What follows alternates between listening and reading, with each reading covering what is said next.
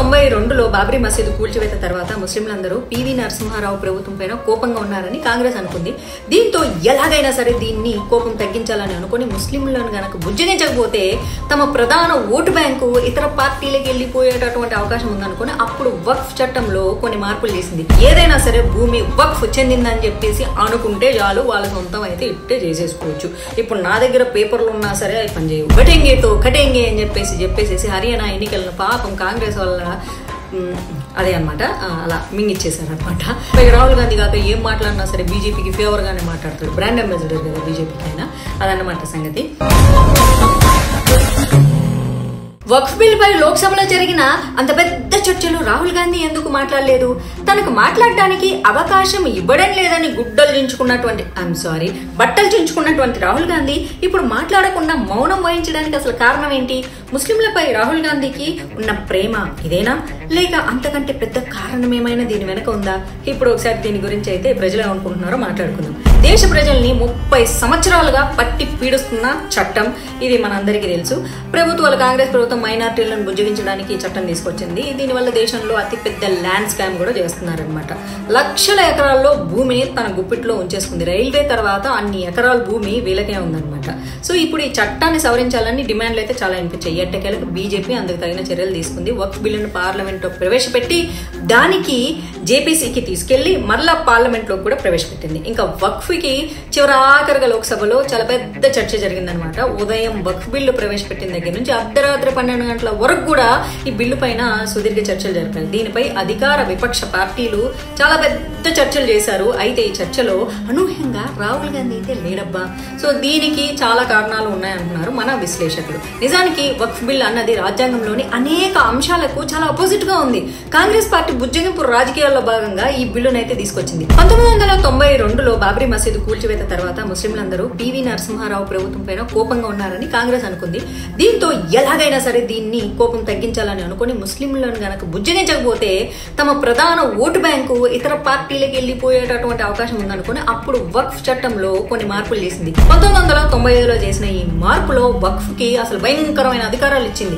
ఏకంగా ట్రిబ్యునల్ వ్యవస్థనే ఏర్పాటు చేసింది అనమాట. ఈ ట్రిబ్యునల్ ఇచ్చేటటువంటి తీర్పులే ఫైనల్ అని చెప్పింది. ఇకపై కొన్ని ప్రత్యేక సందర్భాల్లో తప్ప హైకోర్టులు కూడా జోక్యం చేసుకోవడానికి వీల్లేదనమాట. అంతేకాదు ఏదైనా సరే భూమి వక్ఫ్ చెందిందని చెప్పేసి అనుకుంటే చాలు, వాళ్ళ సొంతం అయితే ఇట్టే చేసేసుకోవచ్చు. ఇప్పుడు నా దగ్గర పేపర్లు ఉన్నా సరే అవి పనిచేయవు. భారతదేశంలో ఇటువంటి చట్టము అసలు ఇంకెక్కడా కూడా లేదు. బ్రిటిష్ పాలకులు పరిపాలించినప్పుడు కూడా ఈ చట్టాలు లేవు. అరబ్ కంట్రీల్లో కూడా ఈ చట్టాలు లేవు. వక్ఫ్ బోర్డు వాళ్ళ ప్రభుత్వాల కిందికే వస్తుంది, కింగ్స్ ఉంటే కింగుల కిందికే వస్తుంది. భారతదేశంలో తప్ప ముస్లింలకు ఇంత ప్రివిలేజ్ ఎవరు కల్పించరా? అసలు ఇలాంటి సమయంలో రాహుల్ గాంధీ మాట్లాడకుండా ఎందుకు మౌనంగా ఉన్నాడు? తిరగబడ్డాలి కదా. తను ఏ చిన్న తప్పిదం చేసినా సరే భవిష్యత్తులో పెద్ద ప్రమాదానికి దారి తీస్తుందని చెప్పేసి రాహుల్ గాంధీ చుట్టుపక్కల వాళ్ళు గమనించి ఆయన మౌనంగా ఉండమన్నారో ఏమో మరి, అందుకే ఆయన మౌనంగా ఉండిపోయారు.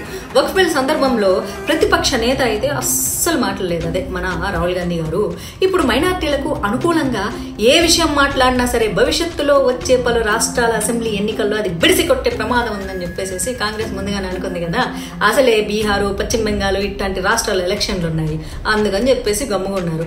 ఇంకా ముస్లిం ఓటు బ్యాంక్ ఎంత కీలకం ఆ 2 రాష్ట్రాలలో, అందుకే ఆయన సైలెంట్ గా ఉన్నాడు. ప్రస్తుతం ఉన్న పరిస్థితుల్లో కేవలం మైనారిటీ ఓటు బ్యాంక్ ని మాత్రమే నమ్ముకుంటే గట్టెక్కే అవకాశాలు లేవు. కాబట్టి హర్యానా ఎన్నికల్లో కాంగ్రెస్ పార్టీకి ఇది క్లియర్ గా అర్థమైంది. ముస్లిం ఓటు బ్యాంక్ తో పాటు జూట్ సామాజిక వర్గం ఓట్లు కూడా ఖచ్చితంగా గెలుపొందొచ్చని మన హస్తం పార్టీ అనుకుందనమాట. ఈ జూట్లు తమ వెంటే ఉన్నారు కాబట్టి ఇక మంత్రివర్గం కోసం కసరత్తు కూడా చేసుకోవచ్చు అని చెప్పేసి హస్తం పార్టీ అనుకుంది. కానీ యోగి ఆదిత్యనాథ్ కాంగ్రెస్ ఆశలపై నీళ్లు చల్లిండు. ఒక్క నినాదంతో ఎన్నికల సరళిని మొత్తం మార్చిండు.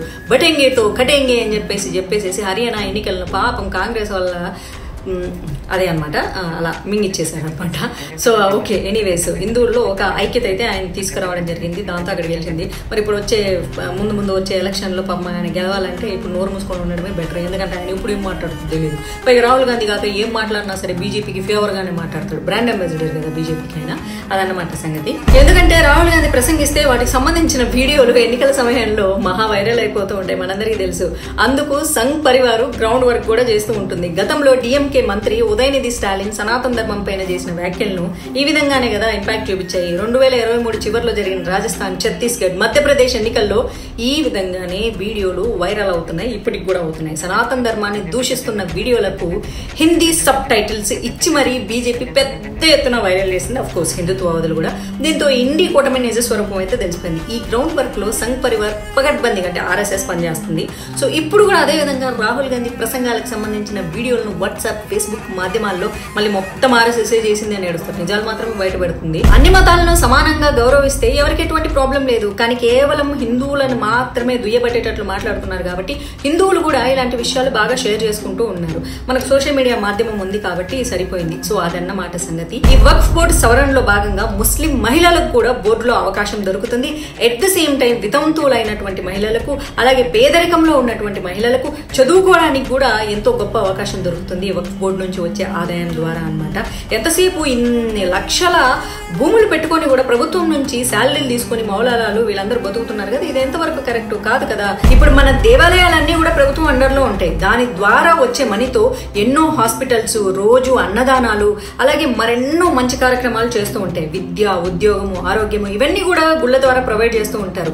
యాక్చువల్లీ వక్ఫ్ బోర్డు ఉద్దేశం కూడా అదే, దానికే అల్లాకి సమర్పిస్తారు. విద్య, ఉద్యోగము, లేకపోతే ఆహారము అందించడం కోసం. కానీ అది ఏమీ చేయకుండా ఒక ఇద్దరు మాత్రమే, 2 వర్గాలు మాత్రమే, ముస్లింలు, షియాలు, సున్నీలు మాత్రమే బాగుపడుతున్నారు. మిగిలిన వాళ్ళు వదిలేశారు. వాళ్ళలో కూడా చాలా రకాల జాతులు ఉన్నాయి. ఈ రోజు వాళ్ళందరికీ కూడా మంచి అవకాశం కల్పించారు, మహిళలకు అవకాశం కల్పించారు. అందుకే ఎంతో మంది హర్షిస్తున్నారు. ఎందుకంటే ఇది ముస్లిం సామాజిక వర్గాన్ని అభివృద్ధి చెందే విధంగా గవర్నమెంట్ పర్యవేక్షణలో కూడా ఇది ఉంటుంది. అలాగే కలెక్టర్ కూడా ఒక ల్యాండ్ ఏదైనా నాది అని చెప్పుకుంటే అది కలెక్టర్ నిర్ధారించాలి అది వాళ్ళదా కాదని. సో ఇలాంటి మంచి అవకాశాలు ఉన్నాయి కాబట్టి వాళ్ళందరికీ మంచి జరగాలని మనం కోరుకుందాము. భారతదేశంలో అందరూ బాగుండాలి, అందరూ సంతోషంగా ఉండాలి. నా వీడియో నచ్చినట్లయితే మీరు ఒక్క చిన్న లైక్ కొట్టండి. మళ్ళీ మంచి వీడియోతో మేము ముందుకు వస్తాను.